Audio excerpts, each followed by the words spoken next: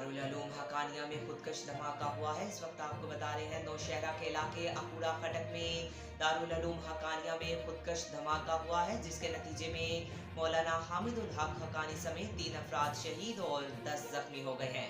Police हुकाम के मुताबिक धमाका नमाज जुमा के बाद मदरसे के अंदर हुआ, जिसके बाद इलाके को घेरे में ले लिया गया है और इमदादी कार्रवाइयां जारी हैं।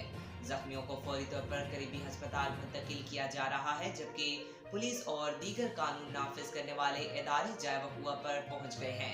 6 एम्बुलेंसेज और मेडिकल टीमें जख्मियों को करीबी अस्पताल मुंतकिल कर रही है। DPO अब्दुल रशीद के मुताबिक इब्तदाई शवाहिद से पता चला है कि धमाका खुदकश था और मौलाना हामिदुल हक को निशाना बनाया गया।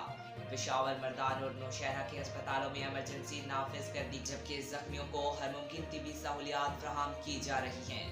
वज़ीर आज़म शहबाज शरीफ और सदर आसिफ अली जरदारी ने धमाके की शदीद मज़ाहमत करते हुए वाक़े की रिपोर्ट तलब कर ली है और शोहदा के अहल खाना से इज़हार ताज़ियत किया है।